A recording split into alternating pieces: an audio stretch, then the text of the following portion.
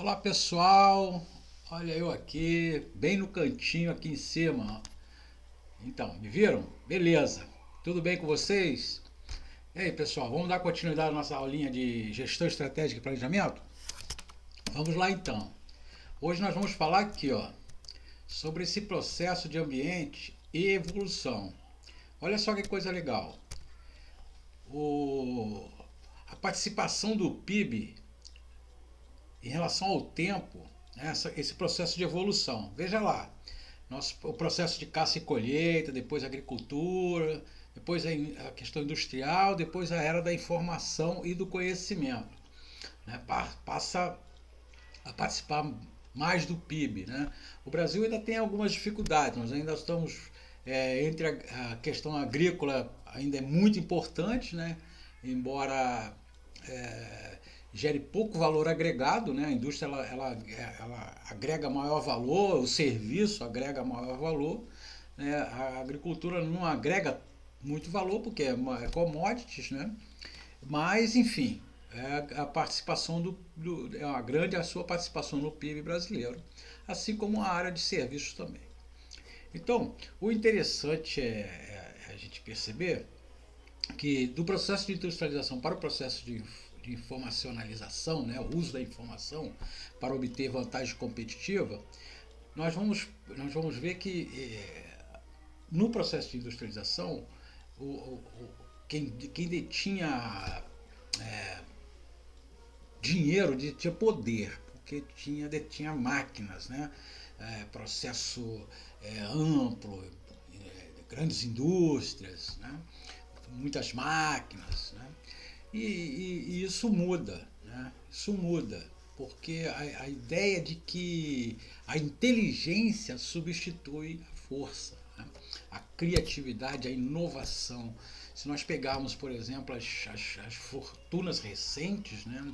As fortunas, principalmente brasileiras, recentes dos últimos 30, 40 anos, elas estão todas elas é, construídas em cima de informação. Elas são construídas por empresas.com, né, na sua grande maioria. Né? Então, assim, no velho mundo, né, esse mundo industrial, a gente resolvia o problema contratando mais gente e arranjando mais dinheiro. Hoje precisamos de um menor número de pessoas nas organizações, mas de maior capital intelectual, né? Maiores ideias. Né? E isso que ocorre quando a gente observa a era agrícola, a era industrial e a era da informação, a gente vai perceber algumas questões, como por exemplo os recursos estratégicos, terra, capital, informação e conhecimento. Recursos de transformação, então energia física, né? Depois energia processada, né? Aí você tem lá o carvão, o petróleo, né? Aço, né? Ferro e aço. E aí inteligência e inovação. Né? E o tempo de educação, né? Você entre 7 e 14 anos, entre 14 e 23, entre 4 e 23 anos e entre 4 a quanto as empresas querem que as pessoas fiquem mais tempo nos bancos acadêmicos, que as pessoas estudem mais. Né? E ter só, por exemplo, uma graduação hoje já não é um diferencial. Né? As pessoas querem que você tenha uma pós-graduação, que você tenha um outro curso técnico, que você tenha outro curso de especialização, de qualificação, enfim. E o que é mais interessante, o que é bem interessante, que é esse conhecimento vasto, ampliado. Né? Então, assim, o melhor advogado, o melhor é aquele que não só conhece das leis, né? Mas é que conhece de sociologia, conhece de psicologia, conhece de antropologia, ou seja, várias outras áreas de conhecimento. E assim vale para o gestor, né? Assim vale para muitas outras áreas. Então, vocês, por exemplo, cientistas, né, do processo, é importante ter uma gama de conhecimento maior, né, de outras áreas de conhecimento. Bom, as mudanças, né? Nós podemos dizer o seguinte, que essa coisa do bombardeio de informações e essa coisa do conhecimento da humanidade mudar muito rápido, dobrar, né, muito rapidamente, né? As coisas vão acontecendo muito rapidamente. Há quem diga que o conhecimento da humanidade dobra aí a cada 4 anos, né? Então você tem aí, isso provoca, né, mudanças, isso provoca riscos, né? Isso vai provocando uma série de coisas nas empresas e nas pessoas, né? E geram também oportunidades. Então o primeiro olhar sempre é o olhar do receio. Isso né? Isso vai gerar um risco, isso vai gerar, né? Essa mudança traz o quê, né? E aí você depois, numa análise mais tranquila, né? Você percebe que aquilo ali gera também grandes oportunidades, né? E essas oportunidades e essa dinâmica aí, né? Essa dinâmica, elas afetam diretamente as organizações, né? Essas mudanças, né? A força, né, das mudanças, elas vão afetando as organizações de tal forma que você está precisando estar o tempo todo atento e se reinventando, né? Nas suas estratégias organizacionais. Lá nós vimos, né? Eu cheguei a falar de Sun Tzu, né? Eu me lembro que alguém, inclusive, mostrou o livro. Então, o Sun Tzu ele tem uma parte que diz: se conhecemos o inimigo, o ambiente externo, e a nós mesmos, o ambiente interno, não precisamos temer o resultado de uma centena de combates. Se nos conhecêssemos, né, mas não o inimigo, para cada vitória teríamos uma derrota. E se não nos conhecemos nem o inimigo, sucumbiremos a todas as batalhas. Ou seja, é preciso fazer aquela análise, né, criteriosa do seu ambiente interno, conhecer muito bem a empresa, né, conhecer muito bem a si, né, enquanto organização, e conhecer o ambiente externo, né, onde você está atuando. Né. É preciso conhecer muito bem esse ambiente externo. Né, e ali formular parceiros nesse ambiente externo.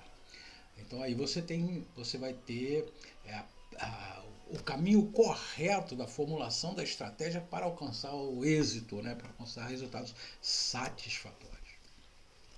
Então o planejamento é uma estratégia com um processo, né, através do qual a organização se mobiliza para atingir o sucesso e construir seu futuro, por meio de um comportamento proativo, considerando seu ambiente atual e futuro. Né?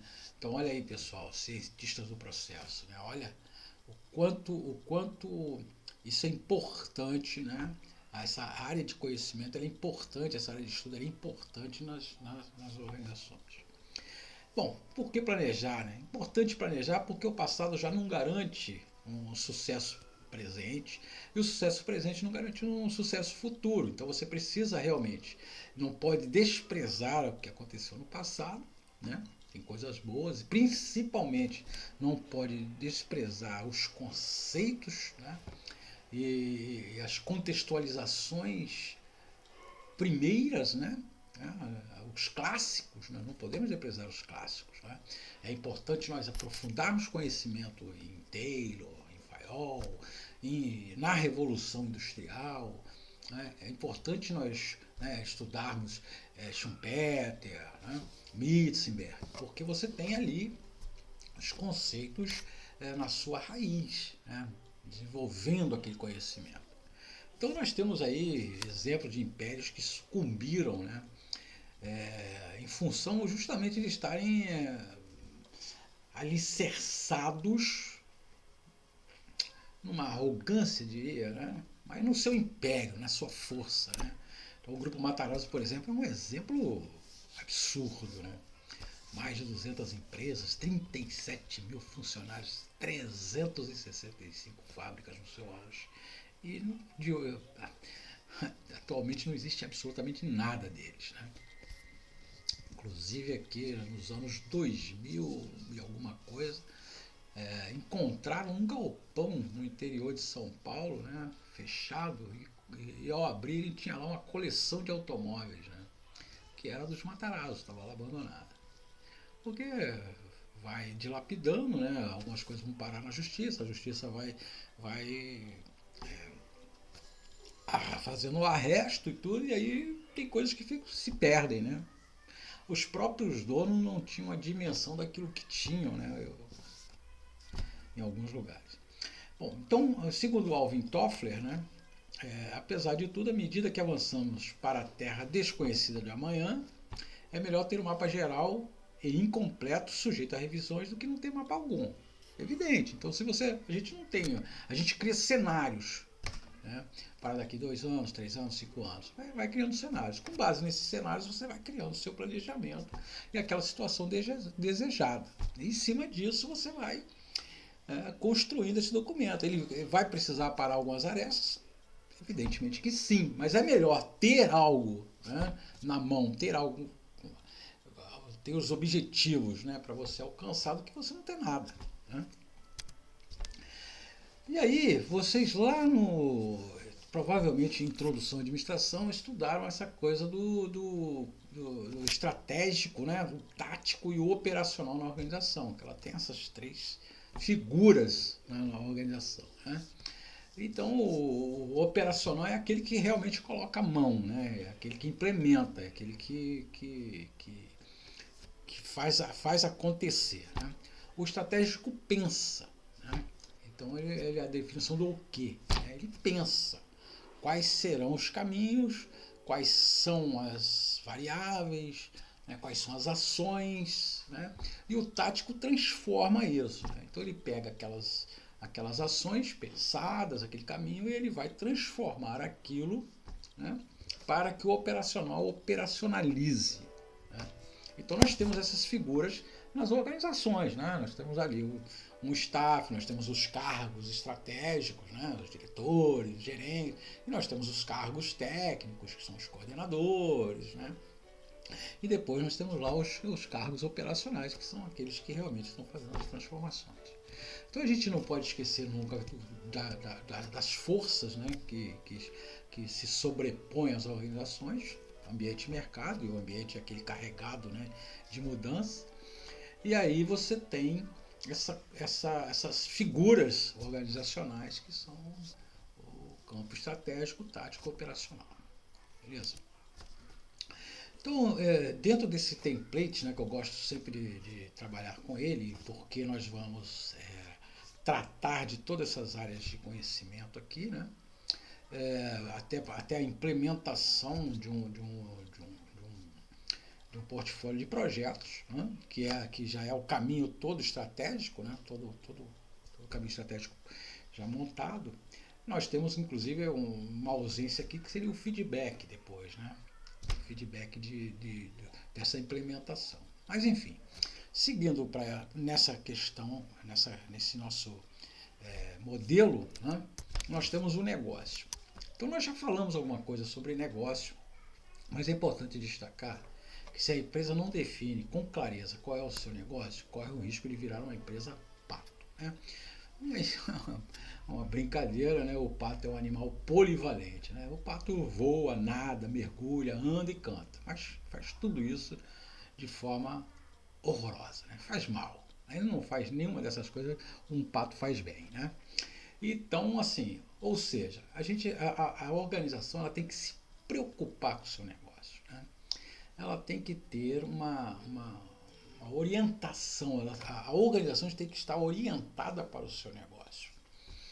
Eu me lembro uma certa vez que eu fiz uma consultoria para uma empresa lá em Itaguaí, e a empresa ela tinha, embora ela trabalhasse com ferramentas, parafusos, essas coisas, né?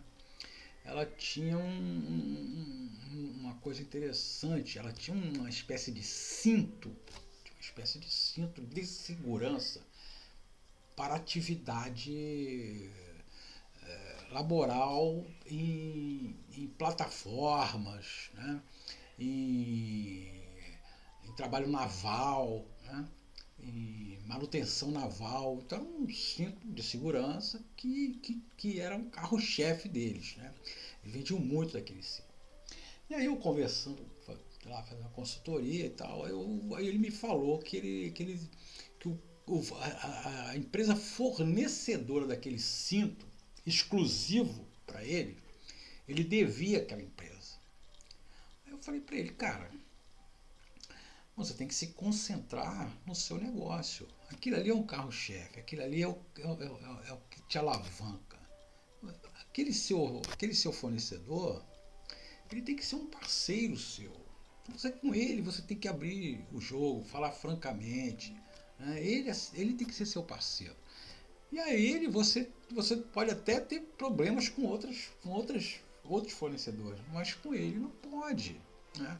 Com ele você tem que ter um relacionamento mais aberto, mais honesto, e com ele você tem que estar andando para e passos, né? Lado a lado.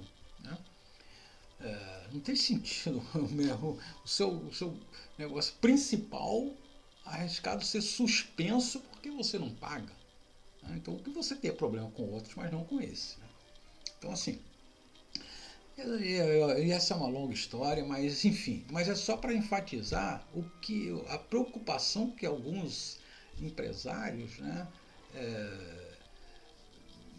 não dão ao seu principal ativo, né? Então ele tinha lá tantos empregados, vários produtos, né, que vendiam lá diariamente, mas aquele que realmente importava, que era no atacado, que ele vendia tinham vários clientes, várias empresas clientes em relação ao negócio, ele estava deixando a desejar. Veja você. Aqui botamos alguns exemplos, né?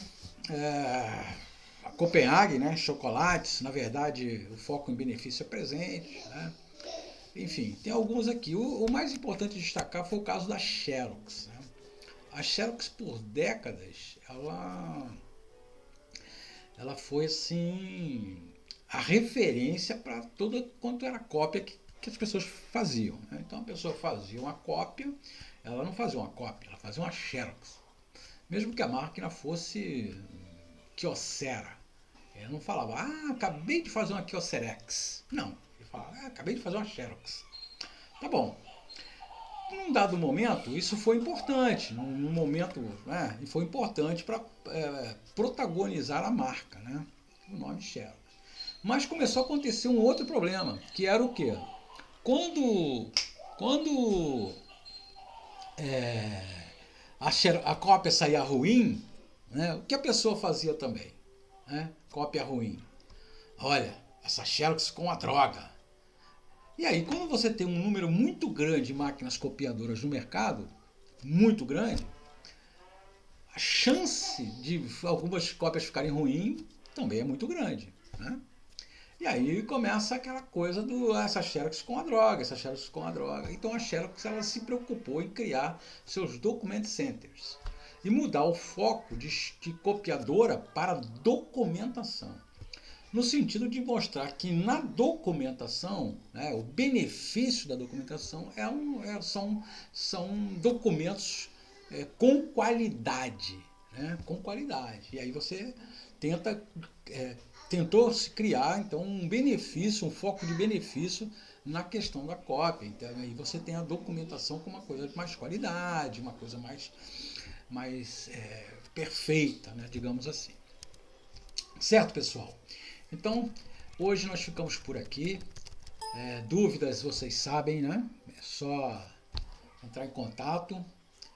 Hoje aqui em cima, pequenininho, mas em breve estaremos numa tela maior com vocês, tá bom? Forte abraço para vocês.